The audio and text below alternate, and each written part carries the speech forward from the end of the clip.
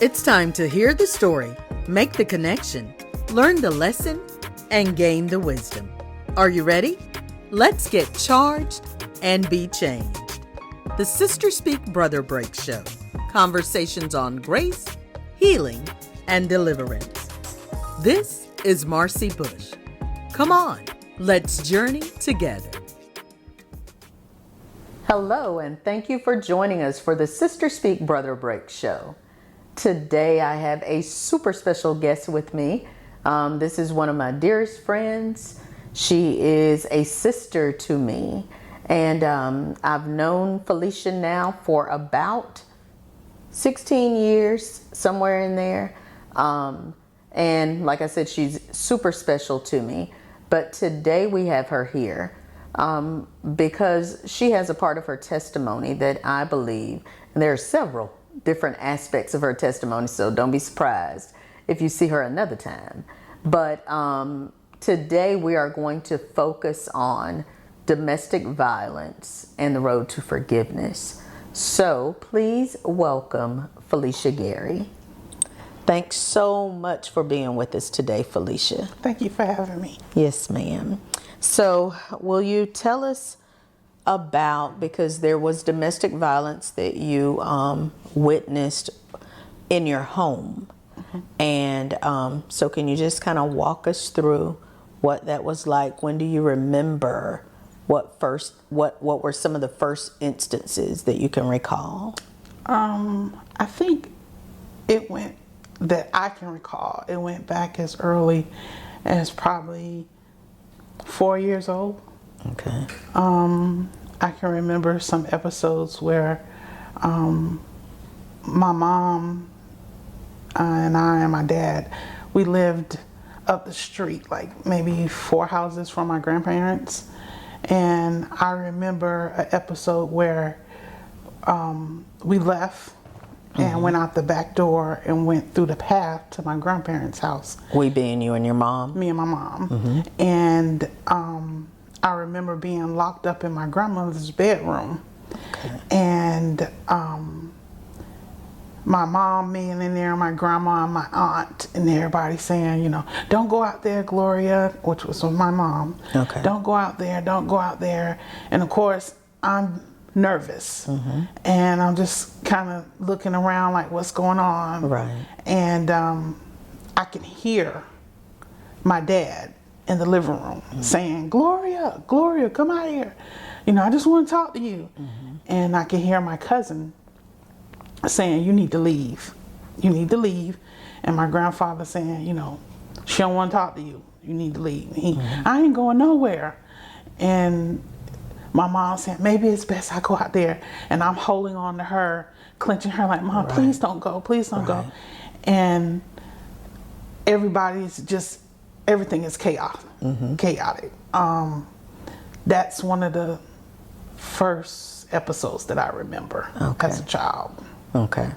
And so was it often, or were there like big explosive episodes? I know all of it is horrible, but were there like periods of calm, or did it escalate? What did it look like to you? And like you're saying, if it's starting with your memory is like 4, then what do you recall?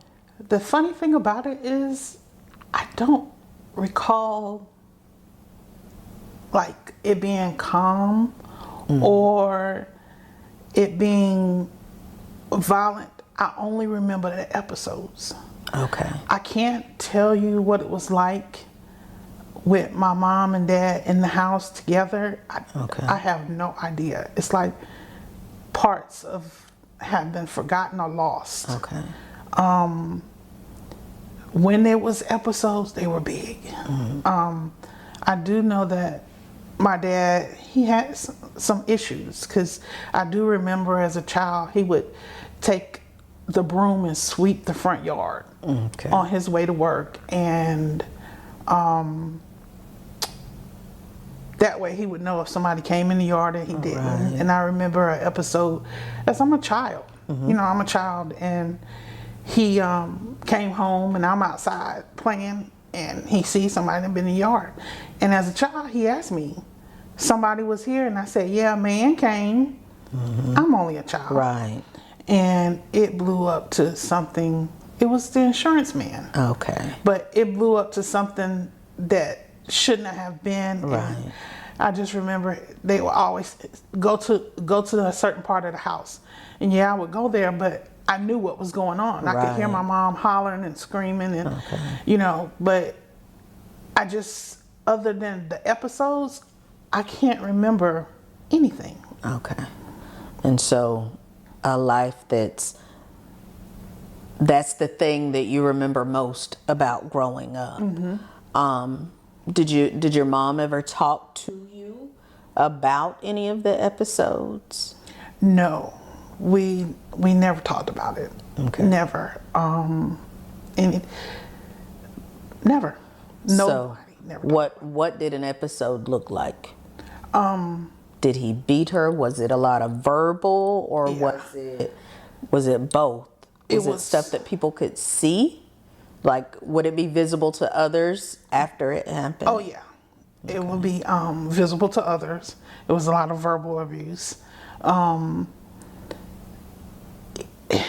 Like I said, it was always running.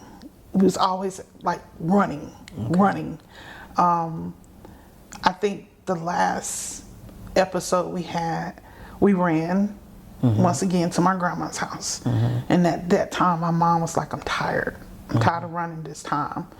And so once again, my dad is outside. He's yelling, and so my cousin at that time was like, that's enough. I'm tired. I'm going to fight him. And so he went outside, and they were fighting out there and across the field. And my mom was like, I'm leaving. We leaving this time. And I remember going, my mom gave me a bath, and she said to me, we leaving. We leaving. Well, to me, we leaving mean we going back home, you know? And so I remember being woke up, like it must have been maybe 3 o'clock in the morning. And my cousin had a car she had borrowed from somebody else. And they put me and my mom in the car, and we had to stoop down in the back in the floor feet department. And they drove us over to the Rainbow Hotel in Clearwater. And my dad was still outside. We had to actually go out our back door through the woods down. And about how old were you then? I was still 4. Okay. Getting ready to turn 5. And I only remember that specific because when I got to where we was going, it was kindergarten time for me. Okay. And when we got to the hotel, we had, like I said, we went through the woods and got in the car because my dad was at the front and we couldn't go out the front. Right. So we got in the car and we drove past the house. And I remember them saying, he ain't paying attention. We're gonna get away. We're gonna get away. And we got to the Rainbow Hotel, and me and my mom got out the car, and my aunt and my cousin told us, we'll be back in the morning at such and such and so time because we had to catch a flight. Okay. And they was like, don't answer the door for nobody, just stay put, and blah, blah, blah. And so she came back early that morning. It was still dark. I remember that. And we got in the car and we drove to the airport. And I remember, I was like, Mom, where are we going? She's like, we're going to visit your Aunt Lois and Barbara. And that means we was going to New Jersey. Okay. And so I remember getting on a plane and I'm scared because everything I know is here. Right. And I'm scared because I'm like, Mama, what if he find us? You know, and he didn't say it plenty of times, if I find y'all, I'm gonna kill you. Really? And so I'm like, what if he find us? You know, and I'm petrified. And we go to New Jersey and we begin a new life. Okay. But still with that new life, every day was a constant look over my shoulder because what if he's here? What if he's here? And so it was still fear Okay. that had balled up inside of me, along with all the other stuff that was going along. Okay. And so you all were in New Jersey. How long were you there? Well, my mom never moved back to South Carolina. Okay. And we lived in New Jersey, and like I said, I remember it because it was kindergarten. And I remember going to kindergarten, and the difference from New Jersey and here, you know, they had a school bus here that picked you up in the front of the house, where in New Jersey you had to commute yourself. Okay. And so my mom, trying to make ends meet, she had to work. And so my cousin, that was a teenager, would walk me and my other cousin to the corner. And then it was our responsibility to make it the rest of the way to school. And I was like, oh God, this is really scary for me, because what if he just walks up? Right. What if he walks up one day? What am I to do? You know? And so that's when my mom decided to talk to me about, if he comes, this is what you do. You run. Do the. Other than that, there was no conversation of what And to see, even with you talking, you are showing, because a lot of times, you know, because you haven't said, did he beat you? do. Never. And so, see, a lot of times I think, you know, you're thinking, of course, it's traumatic. Of course, you know, you see it, but I don't think people realize, and I haven't even considered all the fear that goes with you. Even once the episode is over, even once you're out of the vicinity, there's still that fear that manifests. So she did talk to you then. And did your mom and dad get back together? Yeah. Years later. Okay. Like I said, we stayed in New Jersey, but I'm a country girl, and I wanted to be in the country. I did not like the city at all. It was too cold, and I didn't like it. And so I begged my mom, please let me go stay back with my grandma. And she said, okay. And so, being that she trying to get herself together, and my grandparents felt like it's better for her to come back here. And so I came back here. I was in fifth grade. Okay. And so you were there for 6 years, kindergarten through. So you started fifth here. Okay. And so I got back here, and everything was good. And, you know, I still had that fear of looking over. I still had, every summer I went to New Jersey to visit. Now, my did mom. you see, was your dad here? Yes, he was here. Did you see him? No. Okay. I did not see him, but always the fear of. Yes. I may see him. Okay. And like I said, years had passed, and by this time I was 15. I think I was 15. Okay. And I'll never forget. Now you had a little brother. No, not yet. Okay. Not yet. I was getting ready to turn 15. Okay. And I'll never forget, I was up the street from my grandma's house playing with some group of kids in the neighborhood, and I glanced. And when I glanced, I seen them. Okay. And I remember I just took off running to my grandma's house, ran in and slammed the door, locked it, and laid on the living room floor. And I felt like I was paralyzed, like I could not move. And my grandma didn't know I was in the house because I couldn't move. I couldn't say anything. Okay. And he came and knocked on the door. And I literally could hear my heart beating outside of my chest. That's how. And I was saying to myself, don't come, Grandma, don't come, don't come.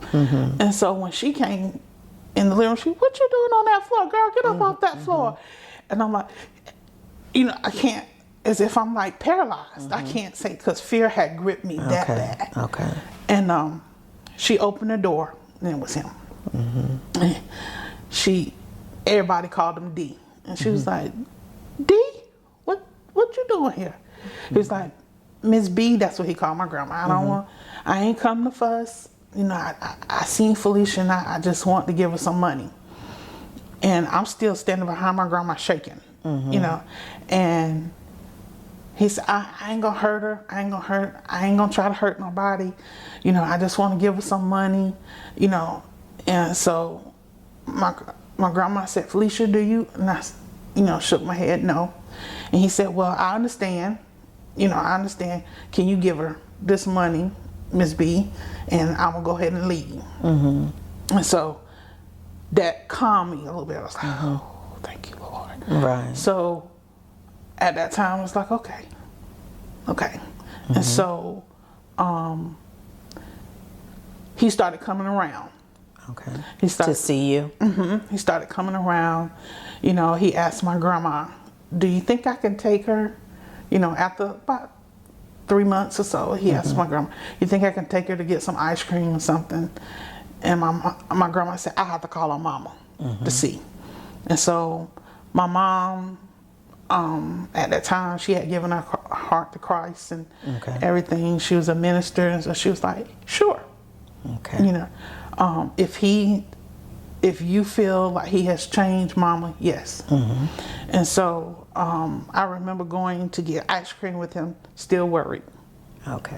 Deep down, I'm still worried because I'm saying, what if he don't bring me back? Gotcha. You know, what if he start acting up? You know, but it was a good moment. I remember, maybe one of the only times I remember a good moment. Okay. And we went and got ice cream, and he apologized, and he was saying, you know, I'm changed. You know, I still love your mom, and da da da da da. And he came back. He would come and, like I said, come and see me. He would bring my grandma money weekly for me. Okay. And you know, as a child, telling my mom, you know, he comes, he does right. He ain't mean like he used to be, and no. And so my mom came to visit. Okay. And he came over, and him and my mom had a conversation, and I thought, that's it. You know, they had a conversation. Bye. Right. You know, well, I was still here and noticed that my dad wasn't coming around that much. Okay. And I was like, Dan was not coming at all. And I was like, well, I guess he back to his old tricks. You know, so don't bother me none. Right. And then I got a call from my mom and said, Felicia, I said, hi. She said, I wanted to tell you that me and your daddy is getting remarried. Okay. And my heart stopped. Okay. Because even though I was trying to trust, part of me was like, what are you doing? Right. Don't go back to this. Right. Don't, you know. So she took him back and she remarried him. And then I got another call maybe a year later saying, we're having a baby. Okay. And they were in Jersey? They were in Jersey. Okay. And my mom, she did say, you want to come? No way. I'm coming. And so she said, we're having a baby. I was like, okay. And she said, yes, Felicia, things are really good. You know, I'm like, okay, things are good. You know, my cousin, she was pregnant along with my mom, and they would go shopping. And I'll talk to my cousin, and she'll be like, hey, they really good, Felicia. They're at a good place. Okay. And I was like, okay. The summer came. And I went, and they did seem like they were in a good place. But sometimes I noticed my dad would get a little, and I'd be like, okay. that's not. But my mom was like, she was okay with it. So Right. I was like, okay, she okay with it. I'm good with it. And went back home, and I think by this time I was in 11th grade, 10th or 11th, I don't remember which one. And my mom came home, and she brought my brother home, and Came home to South Carolina. right. And I remember my mom and my grandma talking, and my grandma saying, well, leave him here. Don't take him back to that. Leave him here. And I'm saying, what they talking about? You know, my mom was one of them kind of moms like, stay in the child's place. Right. So I wouldn't dare ask her Right. what she was talking about. Right. So I was just like, I wonder what they talking about, you know. And finally, I remember us standing in the mirror, and I was doing something to her hair, and she lifted her arm, and when she lifted her arm, she had blood on her shirt. And I said, Mom. And she said, and I was like, what happened? Mom. And what had happened, he had sliced her from under her armpit across her breast. And it was one of his episodes. My mom was a great cook. She was the best cook in the family. She loved to cook. That's just what she loved to do. And she was doing some cooking for the church. And she also ran the church daycare. Okay. And so she had to be late at the daycare one day, and he wanted to know, why are you late? And he came to the daycare because my mom and dad lived first at this point 3 houses down from the church. Okay. And he came there and showing out, and my mom told him, go home. I'm coming, go home. Right. And she had my brother in her arms, and he was like, I'm not going anywhere. And people was like, oh, they finna start up. They in the basement of the church where the daycare is, and and so she thinking he's not gonna show out with Darrell.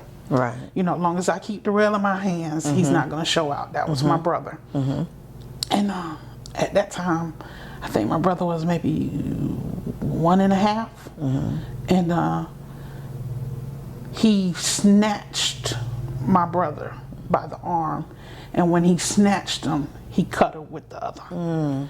And so it from that point, it started all over again. Okay. And that's when my mom realized he was on drugs. Okay. And he just, it didn't get better. It did not get better. And like I said, at that time I was in 11th grade or 10th. And by the time I was in 12th grade, I remember 12th grade year going there for summer. And by that time, I had really grew a hatred like no other for this man. Okay. And the only reason why I went during the summer was because I wanted to see Darrell, and I wanted to see my mom. But I hated him with a passion. I didn't want him to say nothing to me, do nothing for me, period. And we pretty much stayed apart. I remember I worked at the daycare for a summer job, and I remember my mom calling the daycare and asking them, could you tell Felicia to come home on her lunch break? And I came home, and they were standing around the table, and it was something on the table, and my dad was like, you left this here. And I said, no, I didn't. And he said, yes, you did. And I said, no, I did not. And he said, your mama said she didn't leave it, and I didn't leave it, you left it. And I said, I did not leave it. And he said, you are a liar, you left it. And I said, I did not. Because by that time, I didn't grow to say, he better not ever hit me. And I said I did not do it. And he said, wham! And he hit me in my back. And I remember, it shocked me because he had never touched me before. And I remember I turned around and I looked at him and I said, I'm going to tell my granddaddy. And he hit me again. And he said, I'm your daddy. I'm your daddy. I don't care who you tell. And I remember I wanted to cry, a sobbing cry, but holding the tears back because I was like, I'm not going to let him know he hurt me. So I just held the tears back, and I was like, and I remember he leaving, and he was saying to my mom, she not going to talk to me any kind of way, And my mom just standing there, not saying anything. Right. And he was like, you hear me? You hear me? And I'm just like, in my mind, I already had said, you know, going up there for that summer, I even took a little knife, what I thought from the kitchen, and put it up under my pillow. And I'm like, at nighttime, if he start hitting my mom, it's on. He is not gonna do that while I'm here, Right. you know, because I felt like I needed to be her protector. Right. And so I'm already saying, and I'm standing saying, he better not. He might have got 2 hits off of me, but if he hit my mom, it's over. And he was just like gritting his teeth and being real angry. And he was like, I'm out of here. And he left and slamming the doors. And my mom, I remember she touching my hand and say, Felicia, you all right? And I said, he better never put his hand on me again. He hit me. He better not ever put his hand on me. And like I said, my mama, being the mama she was like, you not gonna say that. Okay. That's your daddy. And I said, Ma, I did not leave this. And she was like, well, I didn't leave it, Felicia. And I said, the dummy left it. He left it. And she was like, why would he say he left it if he didn't leave it, Felicia? And I was like, forget it. But I really did not leave it. I don't even know what it was. And so I just felt he wanted something to pick to get to see where it was going to take the situation. And so I remember that night sitting down and let me stop you. Okay. We're gonna have to come back because this is only really part 1 of Felicia's story. And so what I need you all to do is to tune in again next week, because we will continue this story about domestic violence and forgiveness. And so thank you for joining the Sister Speak Brother Break show. We'll see you next week. Thanks so much for joining us today. If you've been blessed by today's show, feel free to let us know. And if you'd like to sow into this ministry, become a sponsor, or contact us, you can reach us at 803-221-0169. Or you can email us at the ssbbshow@gmail.com. Let's continue this journey together. His name was Brother Johnny. Well, the back story on Brother Johnny was my mom and Brother Johnny used to date before they became saved. And so they said to him, Brother Johnny, we think something wrong with Sister Gloria. And he was like, oh, I'm going. And so they walked out the church and was headed to my mom's house, and my dad was sitting at the bottom at the stoop. And they said that Sister Betty said, D, is there something wrong with Sister Gloria? And he turned and looked at her and said, I think I killed her this time. And